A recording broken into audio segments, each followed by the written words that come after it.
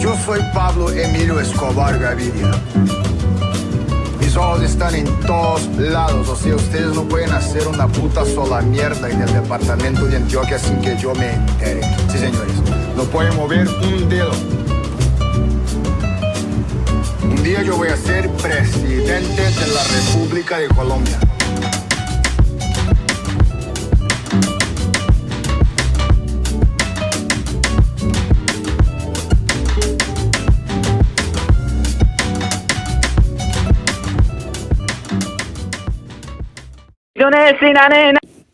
Fun fact, first time recording this, and it's the last match day of the quarterfinals. Let's just quickly get started. Mala noticia, mi gente. Which the first game ended up being Violette against Club Leon. This game was it was interesting for the first half. It just looked inevitable with Jerry's 2 goals in the 15th minute and in the 26th minute. But unfortunately, as Violette's defense started actually getting good for once, they flopped. Terrible challenge. It's a penalty, free penalty for Club Leon, and Rubio is there to take it, puts it in. I mean, really just killed off any single hope for Violette to come back. And you know what? When I was actually like tearing them apart last video, calling them one-hit wonder, I actually thought they were gonna do it, but no, they just never did it. That was basically the only interesting action I would probably say for this whole game. Was basically the first half. The second half was pretty forgettable. I honestly don't even remember what happened in the second half.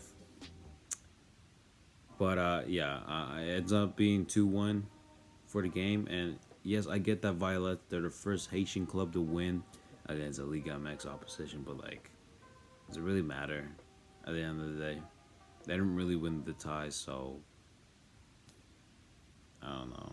It was still like 2-6 on aggregate, so I mean, the mini story, it's interesting, but then when you think of the whole story, it just sounds so sad. Now, another thing that wasn't so sad was LAFC against Vancouver Whitecaps. This game was pretty interesting. I actually enjoyed it a lot as well.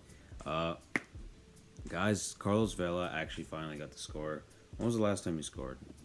Oh yeah, it was in that Wednesday game, but I think besides that, he hasn't really scored. But he really shined in this game, and it all began with the penalty that was given to LAFC in basically the first 10 minutes. Dennis Wonga's taken down, clumsy challenge, penalty. The referee says it's a penalty. Carlos Vela's there to take it, and it's in the top corner. It's a beautiful goal. No keeper saving that penalty, and yeah, LAFC 1-0, and it just looked like they were ready.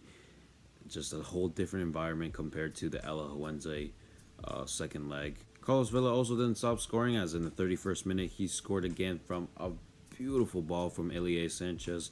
Sanchez from 40 to 30 yards out just makes an absolute...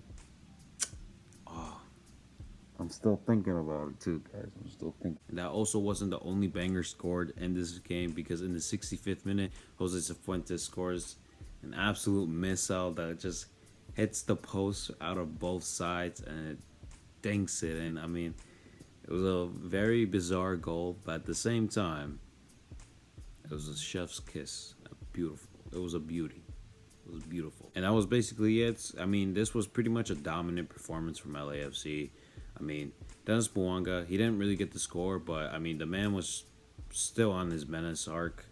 I mean, listen, he's going to be a big one this year. I mean, is he a huge step up compared to Arango? I wouldn't say so yet. I think it's still too early, but he's looking like a fairly decent replacement for Arango. Like, it's fitting in. I don't know why I said decent, but he is fair. He is fitting in. Just, he is that missing puzzle piece. So, yeah, and I mean, besides that, I mean, Biuk, he had a couple chances, and I mean, Tillman being good as well. I mean, it was a great game. like I said earlier, it was a totally different environment compared to literally the Alajuelense game. So, yeah, that meant that we would go up against Philadelphia Union or the Atlas team. And what basically happened is that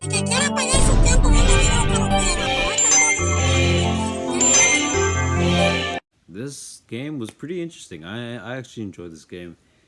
Atmosphere was good. Uh, I also did like the last 15 minutes of the atmosphere when they were yelling "burro," which means donkey, but it's offensive.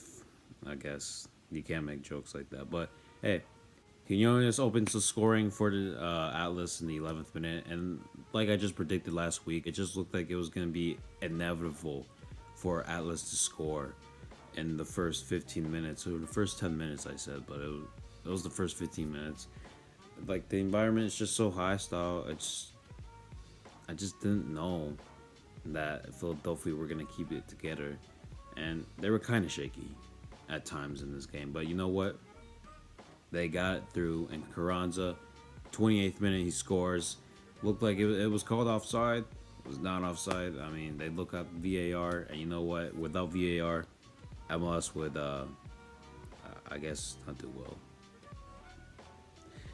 I don't know. VAR sometimes carries MLS. 46 minutes, first minute of stoppage time in the first half. I mean, Julian Fuge scores. I mean, the man's been on a goal drought, and I mean, same with Atlas, to be honest. I feel bad for Atlas, but they've been getting better. So, anyways, Fuge scores off a tap in that was, I think, a giveaway.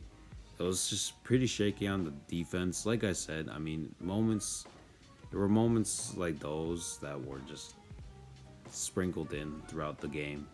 Philadelphia, I think they're still in their preseason form, but then again, we're already in like April. I don't know, working too much. They don't want to like do this and then MLS, and they're putting all their focus in CONCACAF. That could be it, but basically it was 2-1, and it was basically 2-2 on aggregate, which meant that Atlas needed one more goal because Philadelphia scored early and they got the away goal. But unfortunately, Carranza strikes again in the 78th minute, and just to fully put the dagger in it.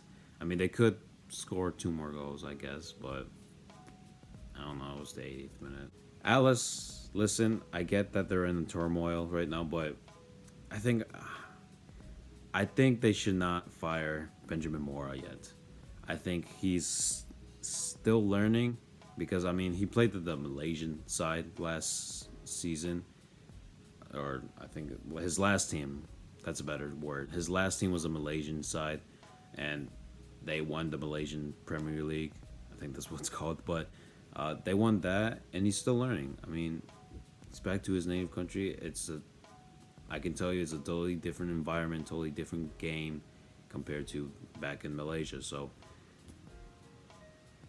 if I'm Atlas, I think I still wouldn't fire him. I still will give him more time, because I mean, they're doing actually well for once in leagues play. They haven't lost.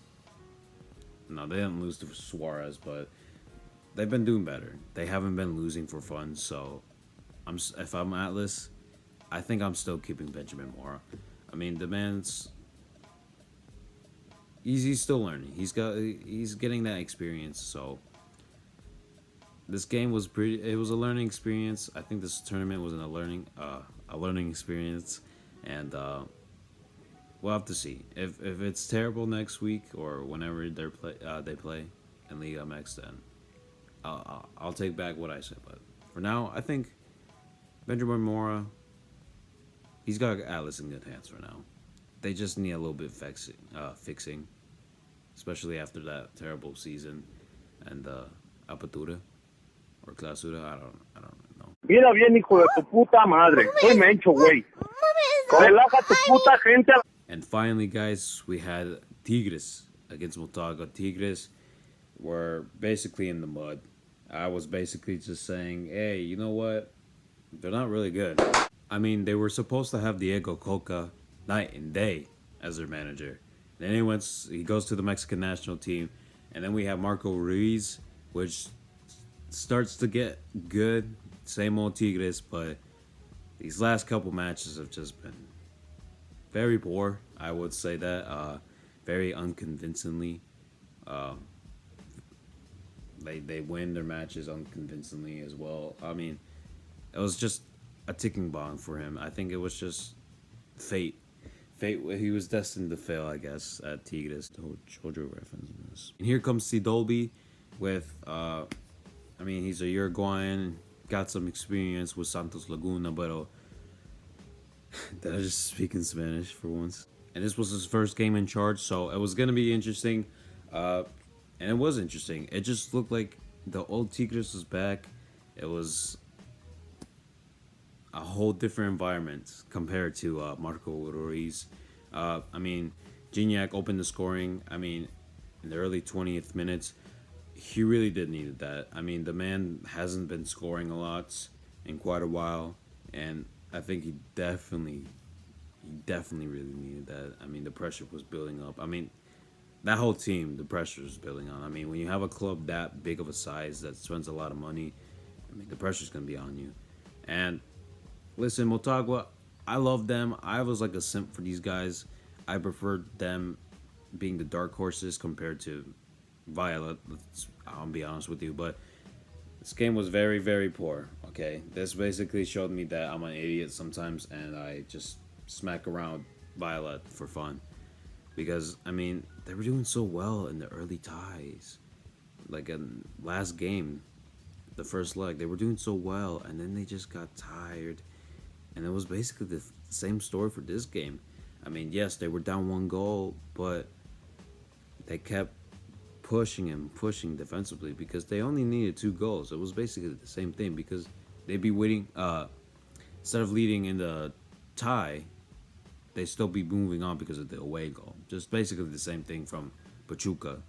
But after the 60th minute, I mean, Tigres were just growing into the game. And Gignac finally got another score in the 66 minutes. And Quiñones, he got on the score sheet with an absolute golazo. And the confidence started going down for Motagua. Just went downhill. Even worse than the stock market crash of 1929.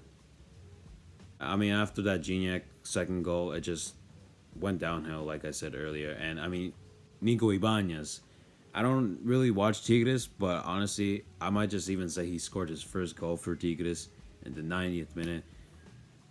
As well as Gignac, I think he also needed that. I mean, the man, he's been on and off, but I honestly just want to say he's been mid.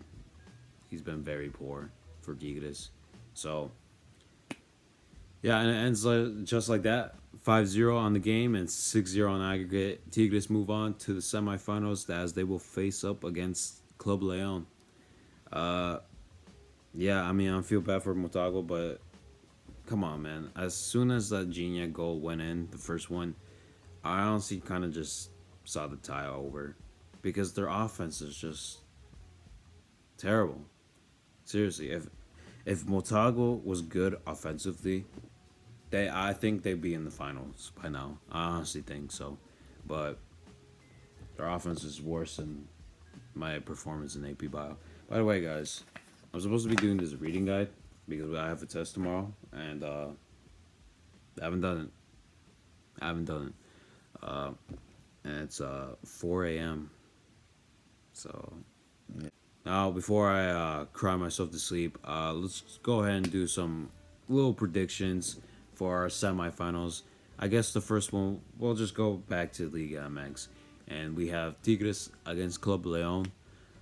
Tigres, listen, it's a lot better performance, but I think I still need a little bit more time in order for me to give my opinion. Because, yes, they dismantled one of the best defensive teams in this tournament sometimes. That's sometimes, by the way.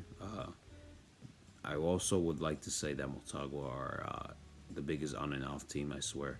They'll play good for 15 minutes and then be absolutely terrible for 45. Unlike Tigres, Club Leon, they've been doing better. They've had convincingly wins. And yes, they did lose the Violettes, but Then again, Tigres were poor this entire. Like I said, man, I need to see Tigres more, and they play. The semifinals is in 2 weeks, so we'll see what Tigres we get a little bit. We'll have a little glimpse of what Tigres this is now. I mean, Tigres are kind of just in a weird transition. They're just all over the place, to be honest, with managers. Nothing really new, to be honest. As of right now, I think I'm still going with Club Leon to move on. They just look like a team. I mean, when I look at Tigres, sometimes they just remind me of PSG, where it's only the talent that's just carrying them, and it's not a team. You feel me? Sometimes. Like I said, we have to see what happens in 2 weeks with Tigres. Okay. Now for our other semifinal, we had the MLS Cup rematch, Philadelphia Union against LAFC. Now Philadelphia Union, they've been a little poor, but now that this game against Atlas came through, I think I see a little bit of improvement compared to what I've been seeing sometimes. But then again, this is LAFC, and yes, I'm an LAFC fan. I'm biased, and sometimes I don't care, but I just have to say they move on, to be honest. They just look like the better team. Now, is this going to be a fun game? I think this is going to be a fun game. I honestly hope this is like a close game, to be honest. I'd rather just have fun and be like on the edge of my seat watching this than just laying down and just watching LAFC tear apart Philadelphia Union, which I honestly think it could happen because, I mean, Buanga is just a menace. And I mean, the MLS Cup, I guess it was ancient times, to be honest, but I mean, LAFC were different. They were still a team that was like kind of on transitions and were trying something new. I mean, I swear to God, they still had Christian Teo. You guys remember Christian Teo? You probably don't, because the only time he actually did something for the team was taking a penalty, and he missed it. I heard he went to Saudi Arabia, though, so I think we should have signed him on a loan, to be honest.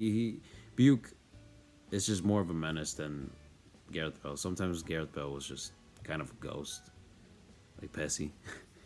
But going back on what I said, I think I'm going to go with LAFC. They just look better. They just look more convincing. Jim Curtin, he's a smart guy. Philadelphia Union, they're a good team, but they just don't look very convincing. They just don't look like that team from last year. But then again, this is early in the season. You know, I think I said that for the Philadelphia Union in the playoffs. They were kind of unconvincingly winning just barely against Cincinnati. And they were literally trailing against NYCFC before they had that breakout. So it could be one of those things where everyone's just playing down on the Philadelphia Union and going with LAFC, only for the Philadelphia Union to give a big fight and just narrowly winning. But I think I'm still going with LAFC. So our finals for this tournament, this beautiful tournament, will be Club Leon against LAFC. I wouldn't mind Tigres against LAFC. Have a little revenge tour. I'm gonna end this video now, so I can actually get started with this for once. So I hope you guys enjoyed your night, because I didn't. Yeah.